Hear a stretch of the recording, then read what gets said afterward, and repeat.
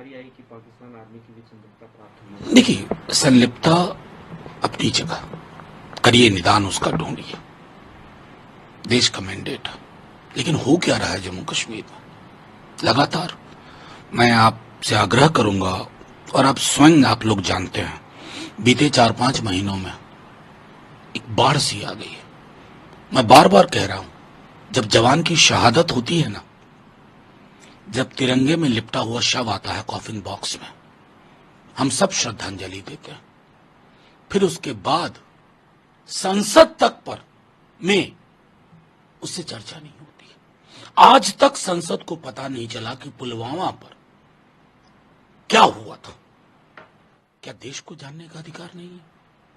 जिन जवानों की शहादत होती है, उनके परिवार में शहादत की तस्वीर रह जाती है शहीद की। वो कहानियां हम एड्रेस नहीं कर पा रहे हैं। ये फेलियर है हमारी सेंट्रल गवर्नमेंट का। मैं तो देखता हूं, सीने पे ठोक ठोक के बोल देते 370 हटा नहीं तो ये होगा। क्या कर रहे हो भाई? कहां हो? क्या पहलकदमियां हैं? दुख का विषय। सर, नीति आयोग की मीटिंग चल रही है, ममता बनर्जी पहुंची हुई हैं। इंडिया अलायंस की तरफ से कहा गया था कि कोई सीएम नहीं जाएगा, कांग्रेस की भी कोई सीएम नहीं है। उधर वो कह रही है कि प्लानिंग कमीशन को वापस लाना चाहिए।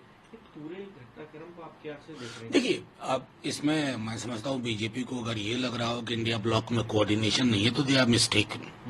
एपिसोडिक कोऑर्डिनेशन और ना कोऑर्डिनेशन का होना एक अलग मसला है, लेकिन मर्म में हम सब इकट्ठा हैं।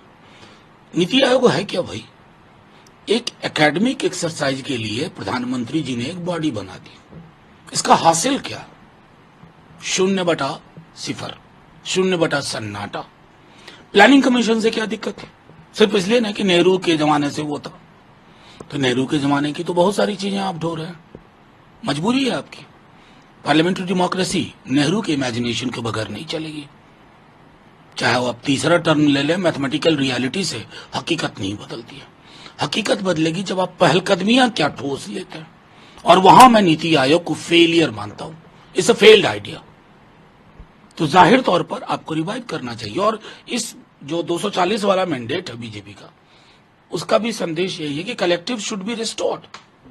सर, अग्निवीर को लेकर आप लोग इतना ज्यादातर राज्यों में अग्निवीर जो स्कीम है उसके लोगों को रिजर्वेशन की बात कही है। कल उन्होंने इस बात का जिक्र किया। आप लोग अभी भी इस बात नहीं, बिल्कुल। मुझे क्यों पूछते हैं आप लोग? मुझे बेहद दुख होता है इस बात का कि जब प्रधानमंत्री जैसा व्यक्ति ये कहता है कि विपक्ष बरगला रहा है। अरे, युवाओं को बरगला लेंगे हम? इतनी हमारी हैसियत नहीं है। कभी प्रधानमंत्री जी सीधा संवाद असल में नहीं करते। उन युवाओं से बात कीजिए ना जो सेना में भर्ती के लिए कोशिश कर रहे थे। सेना कैसा सोचती थी अग्निवीर के बारे में? जो पोटेंशियल रिक्रूटमेंट के लिए तैयारी, वो क्या सोचते थे? प्रधानमंत्री जी, आप अभी भी नहीं समझ पा रहे हैं। ये मैंडेट आपको सुनने के लिए दिया गया है। Develop the art of listening. आप सुनाते बहुत हैं प्रधानमंत्री जी, सुनते बिल्कुल नहीं है। सुनिए, आपका भी भला होगा, देश का भी भला होगा। और ये आपने जो शुरू किया ना फोर्सेस से, सीआईएसएफ, सीआरपीएफ, 10% हम 10%, ये आपका डैमेज कंट्रोल एक्सरसाइज है। ये नहीं चलेगा। अपने राज्यों के मुख्यमंत्रियों को खड़ा कर रहे हैं 10%, डैमेज कंट्रोल नहीं। Do away with this idea. This is a mindless idea. आप अपनी सेना के साथ खिलवाड़ कर रहे हैं। क्यों भाई? किसने ये सलाह दी थी? मैं तो उस महानुभाव को देखना चाहता हूं इस तरह के सलाह लेके कि और सरकार उस पर काम कर रही है। असल में पूरी की पूरी की सरकार जो है ना, ये व्हाट्सएप फॉरवर्ड पे चल रही है। और ये इस सरकार की सबसे बड़ी इनकी निर्णयों में जो कमी है, इस वजह से। सर, 30 जुलाई को आप लोग क्या प्रदर्शन करेंगे जंतर मंतर में? क्या आम आदमी पार्टी की तरफ से तो कह दिया गया केजरीवाल? नहीं, वो उस पर चर्चा है। और जाहिर तौर पर केजरीवाल जी व्यक्ति और प्रतीक दोनों हैं। ये लोग कर क्या रहे हैं? कल हमारे मित्र संसद में खड़े हुए, उनको कह रहे थे जेल भेजो, जेल भेजो। तो ये जो एक पूरी डेमोक्रेसी के नाम पर डिक्टेटरशिप की कवायद है, इसको झटका तो देना पड़ेगा। और जब जनता सड़कों पे आती है ना, तो संसद भी अपना बहरापन छोड़ देती है।